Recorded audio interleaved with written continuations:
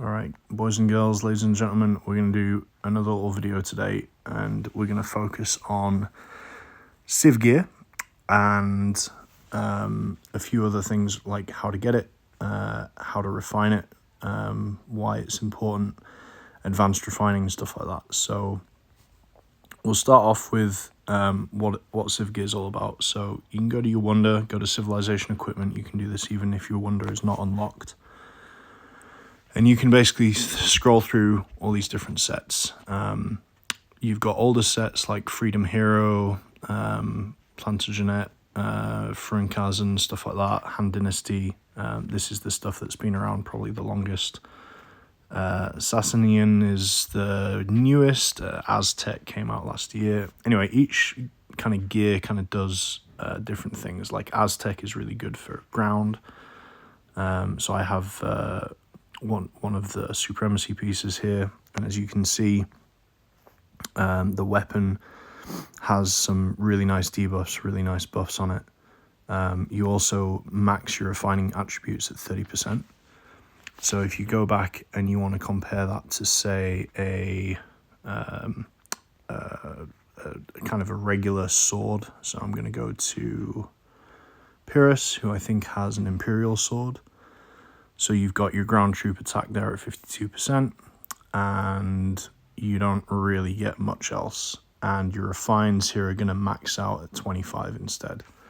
So, you know, it adds a little bit more in terms of your kind of maximum juice that you can squeeze out. Plus, you have this thing here at the bottom called advanced refining. And this is something that is going to benefit all your troop types regardless, not just ground or whatever the focus is for this particular piece of Civ Gear. So that's why people have Civ Gear is it adds a significant amount of stats on top. Plus, the majority of the stuff is pretty specialized, right? So like here you've got a helmet. This is specific ranged gear, so it really does benefit ranged more than anything else. You wouldn't put it on probably a non-ranged general, right? And again, if you go compare that to a regular piece, I don't know if I've got a good example here. All right, let's look at the Ares helmet. You've got some ranged, you've got mounted, you've got some siege, you've got a bit more mounted, right? So it's the regular kind of HA or Ares gear is going to be a lot less specialized than the Civ stuff. Okay, so how do you get it? Well, unfortunately, Civ Gear is pretty hard to come by. I'm going to go to some screenshots I took the other night. So the King's Party, or the King's Cake as it's commonly referred to, is a pay-to-play tiered kind of ladder. And basically, cake level 4, I'll go edit this. So if you look down, hold on. If you look down here at the bottom, right, cake level 4, that guy, that opens up at basically $200. So cake level 4 requires about $200 of spend within a major event cycle, and that will give you a conquest chest. And conquest is basically all the stuff on the right side of a general. So if I go and look at my Martinez here, so that'll be the helmet, the leg armor, and the braces or the ring or the shield, whatever goes in that bottom right. So those three are open by the conquest chest or the conquest gear fragments. The stuff on the left is supremacy gear, and this is considerably harder to get hold of, and by harder I mean more expensive. And where this pops up in the ladder is basically all the way down here, and this is cake 10. That's what that little box is there. And that will open up at $2,000 spend, which is a lot of money. So that's basically the kind of the rough cost of entry for Civ Gear. However, there are ways to get it that are a lot slower and a lot cheaper. One of the exceptions, by the way, is the choreo set, where the boots are actually considered a conquest piece and the leg is considered a supremacy piece. So I think that's the only exception in the sets, where it isn't just left versus right. So I'm going to talk about 2 ways of getting Civ Gear. We'll look into both of those real quick, and then we'll just kind of show like what the method is of crafting it, and then what the method is of refining. So I've got a few pieces. I'm not going to be crafting anything from scratch, but I have a piece that I need to fix some refines on, and also open up advanced refining. So we'll go ahead and do that here in a minute. So Wheel of Civilization. This is I would say the cheapest way of doing anything when it comes to Civ Gear. So this opens up for 3 days during the minor event cycle, so Tuesday, Wednesday, Thursday this week. And this happens now every 2 weeks. And it's a roulette wheel, and you get spins. And the name of the game is to get these things called noble coins. So noble coins, you can get 90 per day from monsters and 10 per day from resource spots. I'm at 96 right now, so I've done all my monsters. And if I go back to my reports, you'll see here a little while back, where are they? They pop up kind of sporadically somewhere. Here we go. So I got a double drop on this Bayer Knight 3. So I got 10 there. I got 5 from that B18. I got 10 from that B18. They're not super consistent, but if you're joining, 30 or 40 rallies a day, you'll easily get that 90. And then I did my gathering overnight, which gave me another 6. So going back in my reports, here we go. So I got 1 per level 16 iron mine. I think the minimum, you got to do like level 10 or level 12 or 13 to trigger the noble coins, but you'll get each one of those from gathering.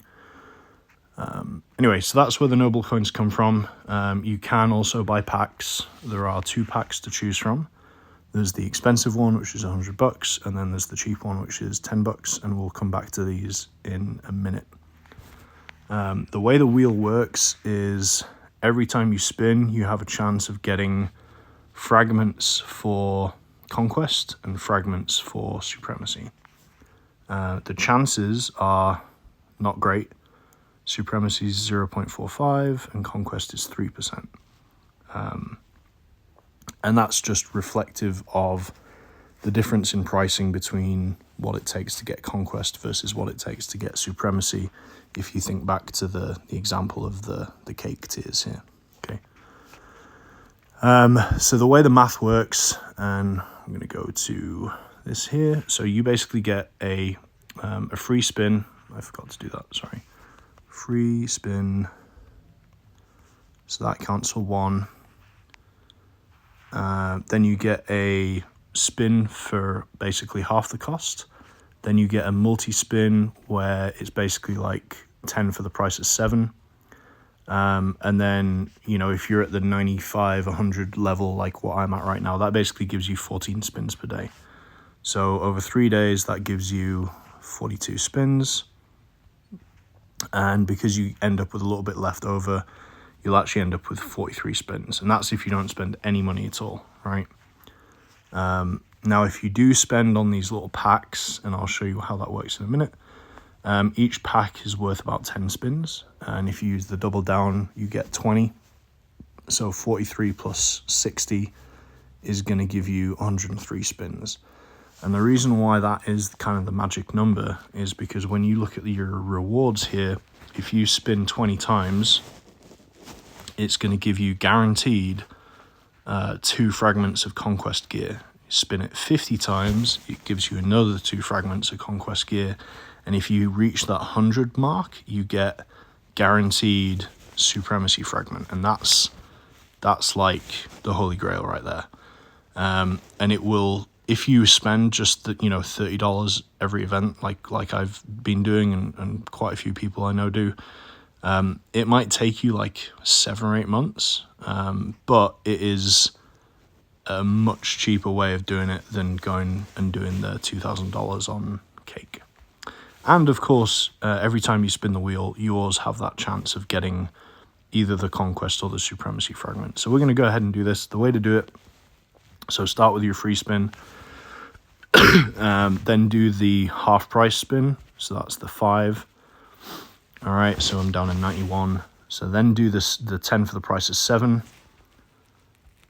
There we go. Oh, and I got an extra conquest. Happy days. And now, so I'm down to 21 for the day. So I'm just going to use 2 extra spins here, and that's going to take me up to my 14. All right, so I'm at 14 out of 20. So I've done my spins, right? So if I wasn't spending any money, I would just do that, and then I'd do it again tomorrow, and I'd do it again on Thursday, and I'd be able to claim this top tier here. I'd be at 40, whatever that was, 43, 42 out of 50. So I'd be able to claim that top one. Okay, but because I'm a spender, I'm going to do the pack here. I'm going to do the cheap one, and I'm going to do it once. And I'm going to use the double down, of which I have 5 for the event, so plenty of bandwidth to maneuver. Happy days. And I get a few other things for my purposes too. All right, so if we go back to the wheel, now I've got 201 noble coins instead of 1. So I'm going to get another 20 spins straight away from doing this. Okay, and another. Okay, so I'm at 34 for the day. So 34 times 3 plus the remainders, because you get 5 left over if you max it out every day. So that's going to put me right around like 102, 103 spins between now and the end of the event, which is the end of Thursday. So I'm on track. So I'm going to claim my first tier here, and there's my additional 2 conquest frags. So it's only day 1 of the event, and I've already got 3 of the conquest fragments. So I'm already 10% of the way to being able to build a piece of conquest equipment. So that's the wheel. That's the Civ wheel. You know, if you're just going to focus on conquest, which is very reasonable, especially for free-to-play players, that's kind of the surefire way of doing it. The other way is going to be through Alliance Boss. So if we go down to Alliance Boss here, so you all know who this guy is. Pops up basically every week for a couple of days, and when you go through your personal rewards, you get these things called Silver Lionheart badges. So I've claimed all mine already, and basically, if you make sure to max this out every time he pops up, eventually you're going to get a stack of them like this. So I've got up here, I've got 1930 up in the top right corner. And in the store, I can redeem for a whole bunch of different things in here. A lot of this stuff probably isn't really worth it. Like, I wouldn't really buy Ares or resources or anything here. But this guy in the top left is a full chest of 30 fragments for the 6 freedom pieces and the 6 choreo pieces. So that's kind of interesting, because half of these items are supremacy Civ Gear pieces, which are worth a hell of a lot more money than you know, I mean, this is basically free stuff, right? You just got to be patient and do it long enough. Now, you can buy a small amount of these Lionheart badges for $20, and I'm not going to lie, I've done that a little bit over the last, 8-9 months. But this is definitely something that you can slowly chip away at over time. If we go check out what that is, so first of all, the choreo stuff is the quintessential best gear in the game for your war general. So if you look here, you've got all these really juicy in-city troop attack, siege attack, you've got attack range, you've got ground troop HP, you've got in-city troop defense, you've got all troops HP. There's all sorts of cool stuff in here, and the set bonuses are nice, right? So you've got in-city ground and mounted troop defense and HP 30%, which is massive. You've got ranged and siege attack, which is huge, and then when you finally get to 6 out of 6, you get that too. So if you're going for a buff build like me, where you're looking at getting your percentages as high as possible and you're not worrying too much about flat refining, which isn't granted going to be many of you guys, this is the gear that you want. If you are going with flats, you really don't need this stuff. You could just use HA gear or whatever, and just be fine. So that's half of the rewards for Alliance Boss. The other half is the Freedom set. So this stuff is, with a couple of exceptions, kind of shit. They're kind of all over the place for the most part. So if we look at the conquest pieces first, so the helmet, or the hat, definitely looks more like a hat. It kind of can't make up its mind whether it's good for ground or mounted. Probably mounted is the best bet here, but this isn't probably any better than getting like a Ares helmet or something like that. The leg is also not great. You might want to put that on a range general, but again, it just kind of sucks. And then the star or the ring, for the bottom right, is also kind of terrible. Again, you might have that on like a reserve mounted general. Where it gets interesting is the chest piece. This is actually solid for ground. So you've got 3 out of 4 of your buffs here for ground. You've got ground HP, ground attack, and you've got marching ground defense. And then the debuff is for ranged. So again, if you're using ground, it's primarily because you're trying to kill archers. So having a debuff in here for ranged is really good. So if you happen to get this from Alliance Boss, it's actually one of the kind of jackpot pieces right here. So, and otherwise this would be, $2,000. So, congrats. The boots though are kind of trash. And then the rapier, or the weapon slot is fine. I actually have mine on my B team range general. It's nowhere near as good as like the plant bow, but it gives Iden here a little bit more juice, so happy days. The one I would really want for ranged instead is going to be this guy. So you've got double ranged attack and you've got double debuffs there as well, so there you have it. So those are kind of the two, I would say, easiest ways to get Civ Gear.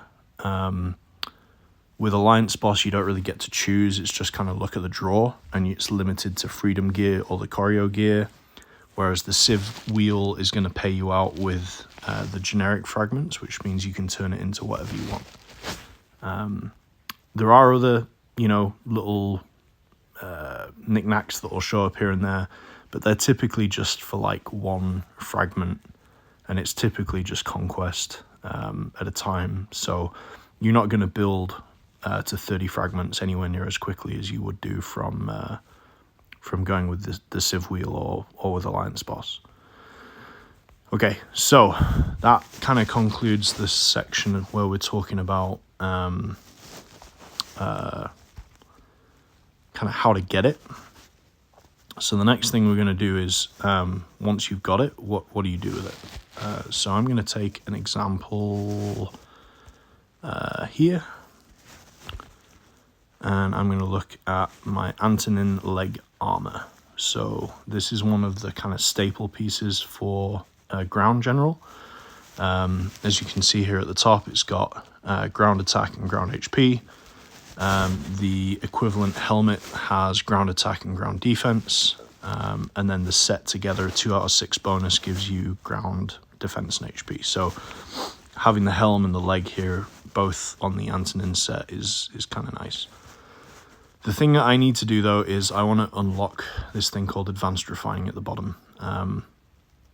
Advanced Refining is a daily thing that you can do where you can look and take a piece and you can basically use just gold and refining stones, and you can slowly increase your kind of generic buffs. So for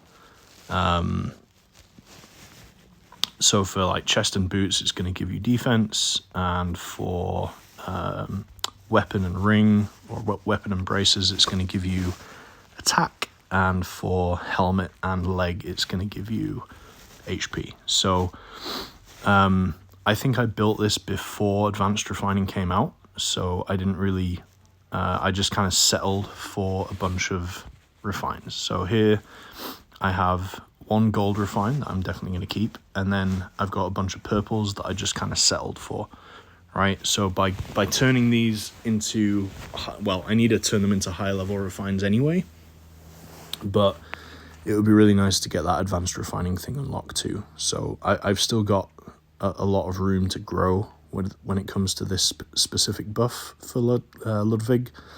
So that's what we're going to do. So to unlock Advanced Refining, we need to turn all of these to gold. Now the great thing is that it doesn't matter what the refine is, they just all have to be gold. So this is what we're going to do. So I've waited until I've got nearly 100k of my refining stones here at the top. I've got plenty of gold, and I've also got plenty of gems. So here we go. So I'm going to just keep doing this until we start seeing some golds pop up. So here we go. We've got 1. Lock it in. Nothing yet. We got 2. And we just need to turn that 4th one gold. Again, I really don't care what it is, because the second Advanced Refining is unlocked, these terrible refines that I've abandoned my perfectly good purples for, I'm going to try and flip them all back to ground HP. So, and of course this last one's going to take the longest. Purple again. And you can already see I've just plowed through like 12,000 refined stones just doing this. So it better be worth it.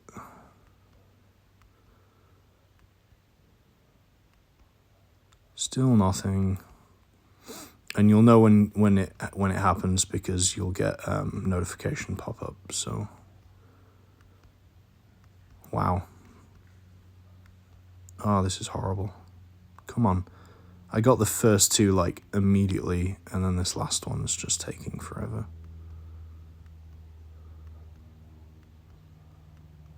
Oh my goodness, this is just the worst.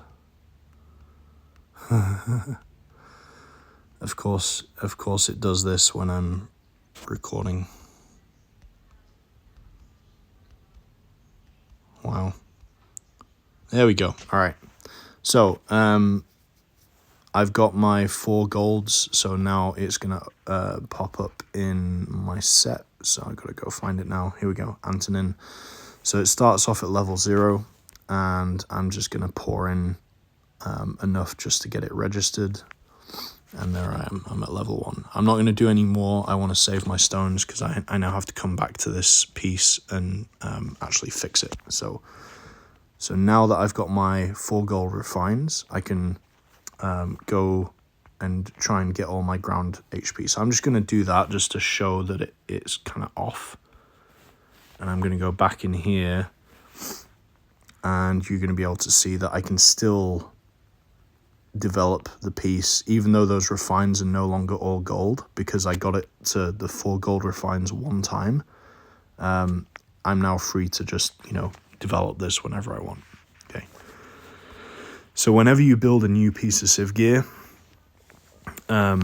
you always want to do this exercise first to get all golds before you, just to get advanced refining unlocked, and then go back here, and then we can start focusing on getting a full suite of buffs that you actually, a full suite of refines that you actually want. So, all right, here we go. We got another gold ground troop HP. That happened really quickly. That's nice.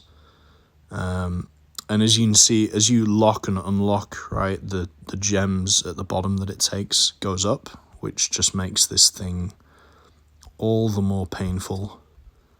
And we'll check back here in a minute to look at my before and after on gems, just so that you guys can see the amount of pain that this takes. So I got a really nice flat HP there, but that doesn't help Ludwig, who's all about percentages. So we're just going to keep going here. I might have to settle for like an orange.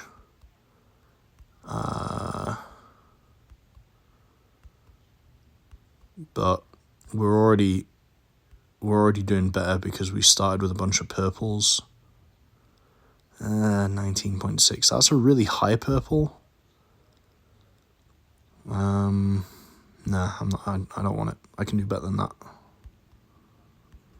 he says. We're down to 53k refining stones when we started at, what, 95, 94k? So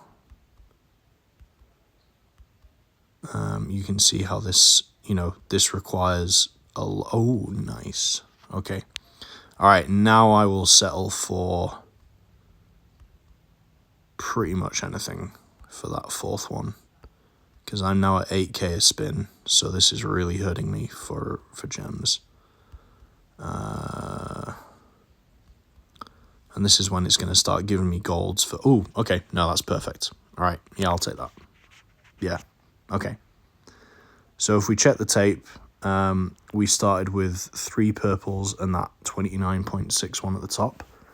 So we've gone up at least, what, 5, 9, probably 7 sats. We've gone up 21% ground HP just from doing this.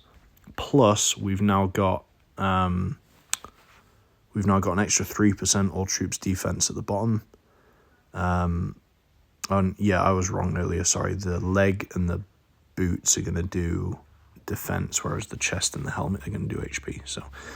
So yeah, so we've squeezed out like pretty much 20% additional ground HP just from doing that. And the great thing about the refining and the advanced refining attributes is that it's not marching dependent.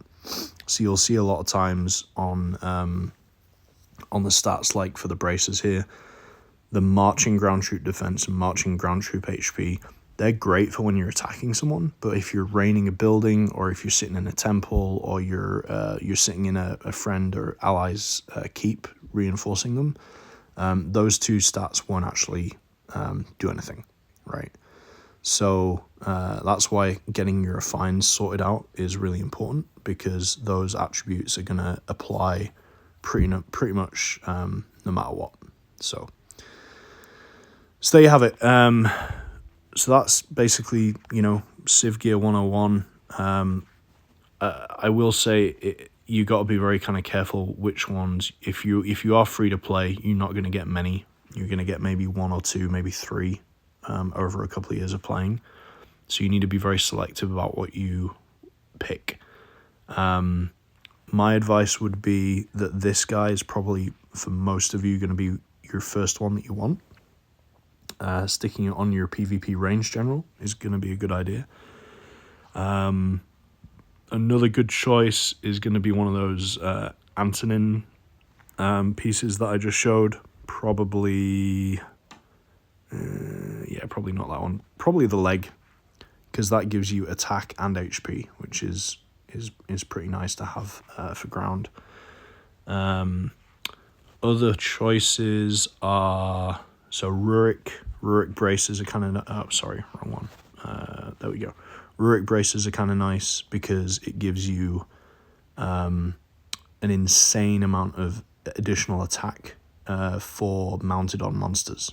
So This is a good one to put on your whoever you use for killing monsters and stuff. I actually use so I have a full set of Rurik, so I get all sorts of fun additional bonuses, like you can see down here at the bottom.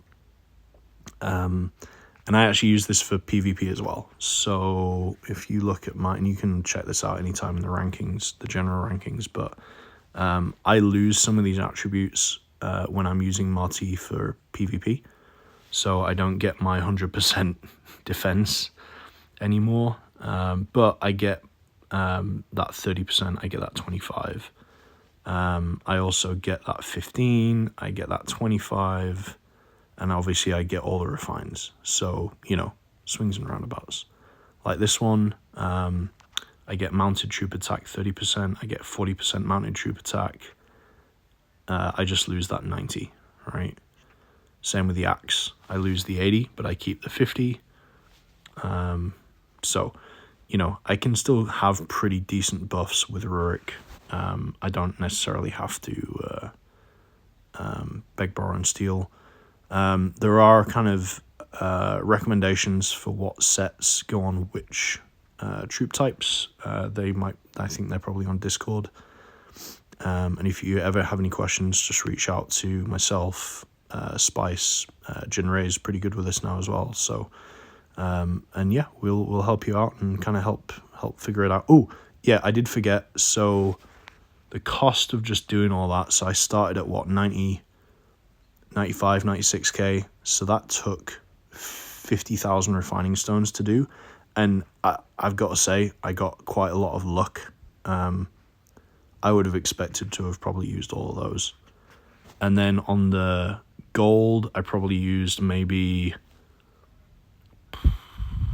I don't know, you might have to rewind and check the tape. I think I probably only used maybe like 200 or 300k gold. But the gems, I know that started, I'm sure that started with a 28 before we did this video. So that cost maybe, I don't know, 850k or 900k gems just to do what I just did. So you got to be ready for it. You got to save up, you got to do your pyramids, you got to do your bobs, get your gems up before you start embarking on this craziness. All right, catch you next time. See ya.